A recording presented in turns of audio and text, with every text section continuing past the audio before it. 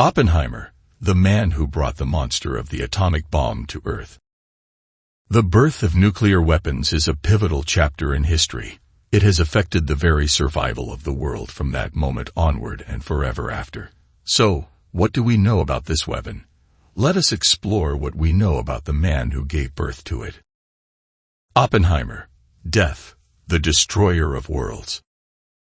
On an ordinary day in Hiroshima, the people of Japan's most bustling industrial city were busy preparing for a new workday. It was 8:15 a.m. on August 6, 1945. Nothing seemed unusual until a U.S. strategic bomber flew over the city's skies. From an altitude of 9,400 meters, a large black object fell and detonated 580 meters above the ground. A second sun was born. A colossal fireball with a temperature even hotter than the real sun. It expanded to a radius of 2 kilometers.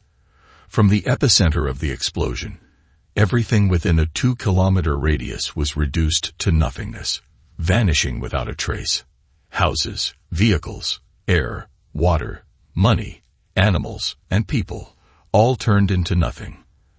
At that moment, the sky over Hiroshima lost its color, for no one could see anything but the terrifying light from the bomb that had just exploded, instantly blinding everyone temporarily. But that was not the most horrifying part. The explosion released air, generating scorching winds and heatwaves so intense that they obliterated everything within a radius of over 10 kilometers. Water boiled and evaporated, houses and trees were incinerated, and even the water in human bodies disappeared in an instant. A massive shockwave, traveling faster than the speed of sound, flattened the city into rubble. All of this gave rise to the iconic image of a mushroom cloud. And the man who brought this monster into the world was none other than Julius Robert Oppenheimer. The father of the atomic bomb was born on April 22, 1904, into a Jewish family. His father, Julius Oppenheimer, was a wealthy textile importer who had emigrated from Germany to the United States in 1888, while his mother, Ella Friedman, was a painter, arriving in America with nothing. No degree, no knowledge of English. He also had a younger brother named Frank, who later became a physicist and assisted him greatly in his work. In the society of that time, the Oppenheimer family was considered middle class and well off. In 1912, the family moved into an apartment on the 11th floor of a building at 155 Riverside Drive, Manhattan, an area renowned for its luxurious villas and modern homes. As such, Oppenheimer also owned an impressive art collection, including works by Picasso and at least 3 original paintings by Vincent van Gogh. With a strong family background and extraordinary intelligence, it is not surprising that Oppenheimer attended a prestigious school in America. A versatile student, he was interested in literature, English, and French languages, and particularly loved mineralogy. He completed grades 3 and 4 in a single year and skipped half of grade 8 to reach his final year of high school. Oppenheimer, with his brilliant mind, began to take an interest in science and resolved to pursue it. However, fate does not grant everything to anyone. Despite his genius, Oppenheimer had to delay his studies for a year at the age of 18 due to colitis, contracted while surveying minerals during a family summer vacation. In addition to his chemistry major, Harvard's regulations required him to study history, literature, philosophy, or mathematics. He compensated for his late admission by taking 6 courses per semester and was admitted to the prestigious Phi Beta Kappa Honor Society in his first year. He was accepted into a postgraduate physics program based on his self-study achievements, meaning he could skip basic courses and dive directly into advanced ones. And so, this was where the legend was born. During a course taught by a certain professor, physics came to him in a most serendipitous way. In 1924, Oppenheimer was accepted into Christ's College at the University of Cambridge. He wrote to Ernest Rutherford, requesting permission to work at the Cavendish Laboratory. A letter of recommendation noted that Oppenheimer's clumsiness in the lab made it clear that his strength lay not in experimentation, but in theoretical physics. Tall and thin, a heavy smoker, and often skipping meals during periods of intense concentration, Oppenheimer frequently worried his friends due to his self-destructive tendencies. A shocking incident occurred when Oppenheimer was on vacation in Paris to visit his friend Francis. To cheer him up, Francis shared the news of his upcoming marriage to his girlfriend. Oppenheimer did not take the news calmly. He flew into a rage and lunged to strangle his friend. This incident led many to believe that Oppenheimer indeed had serious psychological issues. Throughout his life, he repeatedly suffered from bouts of depression. Oppenheimer even once told his brother, "I need physics more than friends." After a grueling period of study and training, in March 1927, at the age of 23, Oppenheimer earned his Ph.D. He published numerous papers, making significant contributions to the emerging field of quantum mechanics. Like many others, after completing his studies, Oppenheimer embarked on a path of teaching and deeper research. Perhaps the most important quality he brought to teaching was his keen discernment. Oppenheimer always knew where the critical issues lay, reflected in his choice of topics, living with those problems, striving to find solutions, and sharing his interests with his research group. At his peak, Oppenheimer had about 8 to 10 graduate students in his group, alongside around 6 postdoctoral researchers. He met with this group once a day in his office, discussing each student's research progress. They could cover quantum dynamics, microcosms, electron pair creation, and nuclear physics in a single afternoon. Oppenheimer made significant discoveries in theoretical astrophysics, particularly in general relativity and nuclear physics, spectroscopy, and quantum field theory, extending these theories into electrodynamics, formalizing the mathematical framework of quantum mechanics and relativity. Though his work was met with much skepticism regarding its feasibility, his contributions foreshadowed many later discoveries, including neutrons and neutron stars. Oppenheimer summarized key theoretical aspects of microcosmic projection and initiated work that later led to descriptions of quantum tunneling. Additionally, there were countless projects and scientific studies across various fields that Oppenheimer conducted throughout his life. However, people would never remember him for these great scientific contributions, but rather for this one thing. Rewind to the mid-20th century, when World War II was still raging fiercely. On October 6, 1939, a letter was delivered and placed on the desk of then U.S. President Franklin Roosevelt, warning that Nazi Germany had made new breakthroughs in nuclear research, which could lead to what the letter described as new types of bombs with immense destructive power. The letter concluded, "Sincerely, Albert Einstein." Of course, Einstein was not a spy, but he had friends who had been keeping an eye on this news for some time. In December 1938, 2 German scientists had accidentally discovered that uranium atoms could be split into 2 radioactive fragments. Subsequently, 2 American scientists, Enrico Fermi and Leo Szilard, realized that the German discovery could be used to create an atomic bomb with destructive power greater than anything the world had ever witnessed. Fermi and Szilard began efforts to build their own nuclear reactor, with the sole support of Columbia University's resources. However, a news article deeply alarmed Szilard. Germany had seized uranium mines in Czechoslovakia and banned the Czech government from selling uranium to anyone but Nazi Germany. Even more troubling, Szilard discovered that Nazi Germany was attempting to build its own atomic bomb. But Szilard felt he lacked the credibility to convince the president and needed a more authoritative name. Szilard arranged a meeting with Einstein, presenting and sharing his concerns, and persuading Einstein to sign the letter to the president.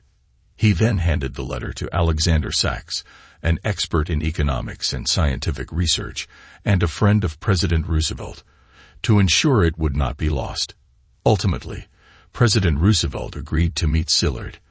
After the meeting, the president struggled to envision the scenario, but concluded with one statement: "Your task from now on is to ensure Nazi Germany does not blow up America." Subsequently, President Roosevelt summoned Major General Edwin Watson, his senior aide, into the room, handed over the documents, and ordered the initiation of a project codenamed Manhattan. "This issue requires action," the president said. In 1939, the U.S. established relevant agencies to implement the Manhattan Project, starting with the Advisory Committee on Uranium. Based on the committee's research findings, the U.S. government began funding the work of scientists Enrico Fermi and Leo Szilard, which focused on the process of separating radioactive isotopes, also known as uranium enrichment, and nuclear chain reactions. After the Manhattan Project was launched, in May 1942, the chairman of the National Defense Research Committee, who had taught Oppenheimer while a professor at Harvard, invited him to take on computational tasks, a role Oppenheimer excelled at, earning him the nickname the Fast Break Coordinator, referring to the rapid chain reaction in an atomic bomb, from his colleagues. Of course, at this point, he was involved in the project, but was not yet a key figure determining its success or failure. In June 1942, the U.S. Army established the Manhattan Project Area to handle tasks related to the atomic bomb project, beginning with the transfer of responsibilities from the Office of Scientific Research and Development to the military. Oppenheimer's role also changed from the moment General Leslie Groves was appointed to lead the program, known as the Manhattan Project. Groves chose Oppenheimer to lead the project's secret weapons laboratory, a decision that surprised many, as Oppenheimer was known for not being politically aligned with the conservative faction and had never led a major project. In fact, Groves himself had reservations about his choice, wondering how someone without a Nobel Prize could have the credibility to lead others. However, Groves was impressed by Oppenheimer's grasp of the practical aspects of designing and building an atomic bomb, as well as his profound knowledge across many fields. As a military engineer, Groves knew these qualities were essential in a multidisciplinary field, involving not just physics but also metallurgy, munitions, and engineering. Groves also saw in Oppenheimer something others did not, an overwhelming ambition, which Groves believed would provide the necessary drive to propel the project to success. This appointment was widely regarded as a brilliant move by General Groves, a man not typically seen as a genius. At the time, the U.S. was not the only country pursuing a nuclear bomb program.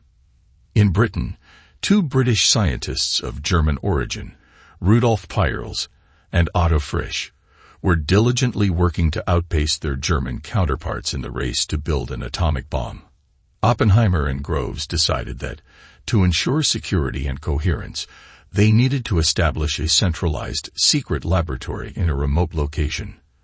While searching for such a site, in late 1942, Oppenheimer was drawn to New Mexico, not far from his ranch. After numerous surveys and evaluations of potential locations, the chosen site was a private boys' school called the Los Alamos Ranch School. To maintain secrecy, the Los Alamos Laboratory was built on the school's grounds, utilizing its existing buildings and hurriedly constructing additional ones. A military report stated, "Professor Einstein is a person with extreme radical views and connections to communist extremist activities." Even the press was banned from reporting, even on general nuclear science. Oppenheimer initially struggled with organizing and dividing tasks into large groups, but he quickly mastered the art of large-scale management. After deciding to live on site, he was noted for his ability to grasp all scientific aspects of the project and his efforts to manage unavoidable cultural conflicts between scientists and the military. As a scientific manager, he was an idol to his fellow scientists, almost a symbol of what they were striving to achieve. Oppenheimer led these efforts, both theoretical and experimental, in the truest sense of the words.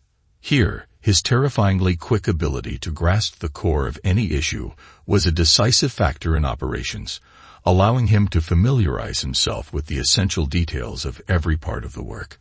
Oppenheimer did not command from a control room. He was present at every critical step, in the lab or conference room, where new measurements were read, or when a new idea took shape.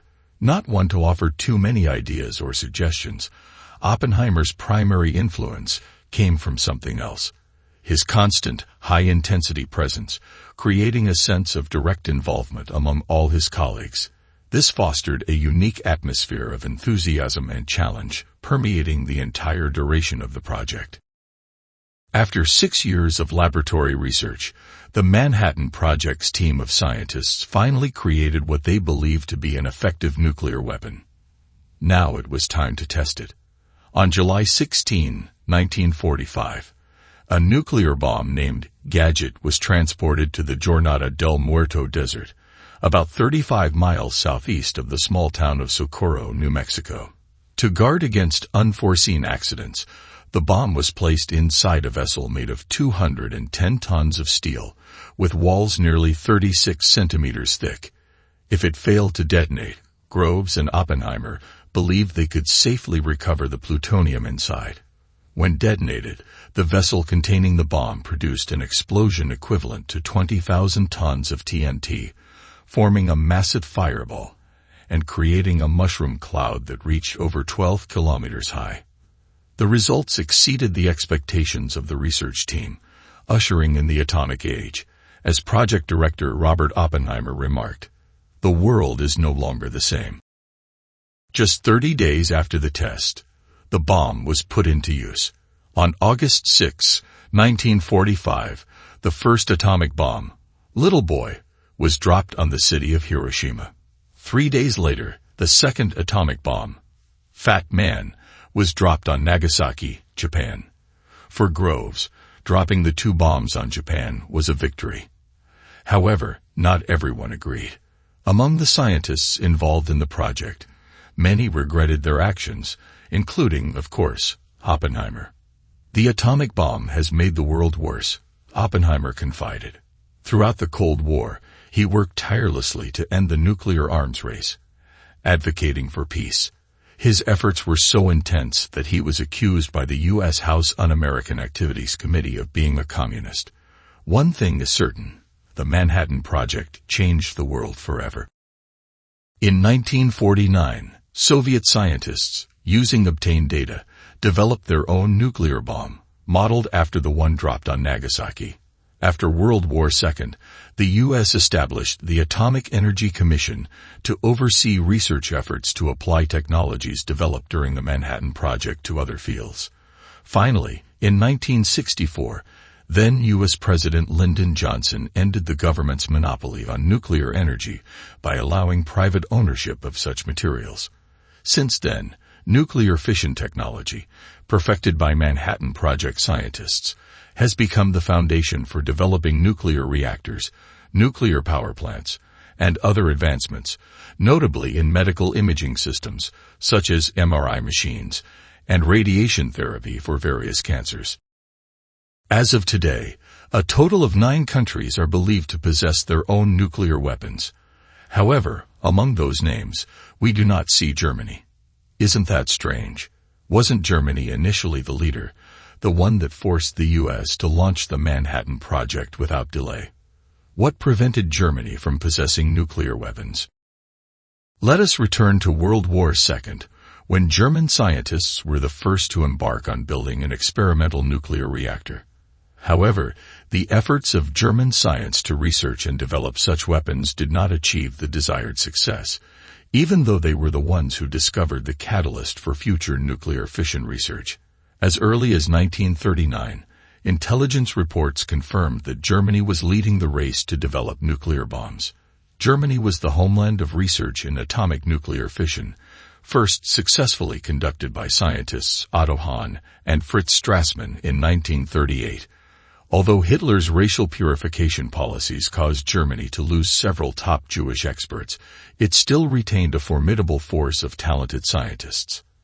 After occupying Czechoslovakia in 1939, the Germans gained control of uranium mines in Joachimsthal. Further expansion campaigns across Western Europe provided Hitler with hundreds of tons of uranium ore in Belgium, the world's only heavy water production plant in Norway at the time, and particle accelerators in France. These were critical components for the birth of nuclear weapons, which Germany itself had not yet developed on its own soil. Despite facing numerous technical challenges, Germany still built a nuclear reactor in Berlin, installed at a factory, accumulating enough plutonium to produce an atomic bomb. Facing these threats, the Allies launched a large-scale, long-term campaign to prevent the success of Germany's nuclear program. In November 1942, a special forces team, deployed via gliders, was sent to destroy the heavy water plant in Norway. The mission was not entirely successful, but it caused some damage to the Axis powers. The British compiled a list of targets related to Germany's nuclear program to seek attack opportunities. In late 1943, the British Air Force used incendiary bombs to destroy a uranium refining plant. By September 1944, a ferry carrying heavy water from Norway to Germany was also sunk. However, assessments suggest that the main reason for Hitler's lag in the nuclear arms race, despite starting ahead, stemmed from his investment and management policies. One of the physicists who worked on Germany's nuclear program was theoretical expert Werner Heisenberg, the creator of quantum field theory and a Nobel Prize winner in physics. Unlike the American scientists in the Manhattan Project, unified under the leadership of Oppenheimer and General Leslie Groves, German scientists were divided into 3 groups, each conducting separate experiments. These groups were given code names based on the cities where their research facilities were located: Berlin, Göttingen, and Leipzig. Although they began work 2 years earlier, their progress in building a nuclear reactor was much slower, primarily due to competition for already scarce resources, intense rivalry among research groups, and inefficient management. In the winter of 1944, as Allied forces began advancing into Germany, Heisenberg and his colleagues made desperate efforts to achieve criticality in their reactor. Germany feared that Berlin would lose the war, but there was still hope of preserving the prestige of its scientific community and achieving a nuclear chain reaction. It should be noted that, at the time, Germany was unaware of the significant successes achieved by the Manhattan Project. Heisenberg's research team relocated to southern Germany, focusing on a secret cave beneath a castle in the city of Hagerloch. There, they conducted a final experiment. A list of 8 German Nobel Prize-winning scientists described this experiment in detail in their book Nuclear Physics, published in 1953. They mobilized a total of 664 uranium cubes, suspended on cables, before being submerged in a heavy water well lined with graphite walls. Despite making significant progress, German scientists still could not achieve criticality. To provide a clearer picture, let me show you this: a uranium cube displayed at the University of Maryland in 2017. It is a cubic piece of uranium with 5-centimeter edges, weighing 2.2 kilograms, and one of the materials used in Nazi Germany's experiment. Research indicates that these were only initial successful steps by German scientists at the time. Germany was not truly close to possessing nuclear weapons.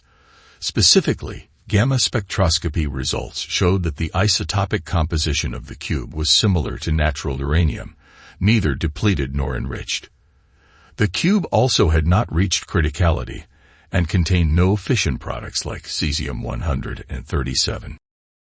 But how did the Americans obtain this? The answer is simple: because they were the victors. In 1944, as Allied forces advanced deep into German-occupied territories, General Leslie Groves launched a campaign codenamed ALSOS to gather information on Germany's scientific research projects. However, the Americans were most interested in the uranium research program.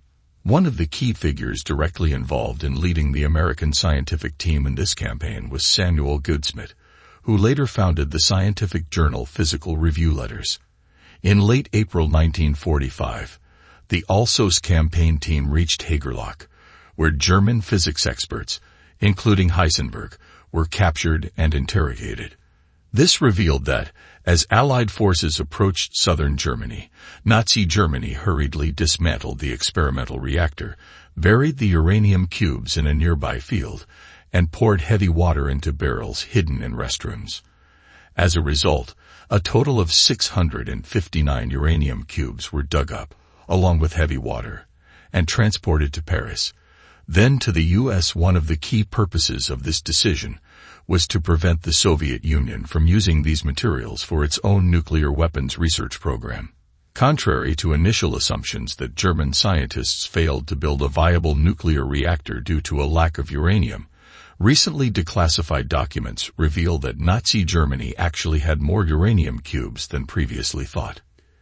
If they had concentrated an additional 50% of uranium at the experimental reactor, the Germans could have achieved criticality. The primary reason for Hitler's failure, the central figure, was the dispersion of resources rather than their consolidation. Fortunately, Nazi Germany did not concentrate enough uranium as Heisenberg required. Despite U.S. efforts, some uranium cubes still slipped onto the black market before reaching the Soviet Union. A few of these were secretly transported to the U.S., falling into the hands of private collectors, including Robert Meininger, who was then responsible for managing the property in Manhattan, where uranium was transferred from Europe. Today, we are still living in the era of nuclear weapons, and we cannot know when it will end, but I am certain that it will also be the end of the world. What are your thoughts on Oppenheimer and nuclear weapons, humanity's ultimate weapon? I hope they will think carefully before pressing any detonation button. Thank you for joining us today. We will meet again soon.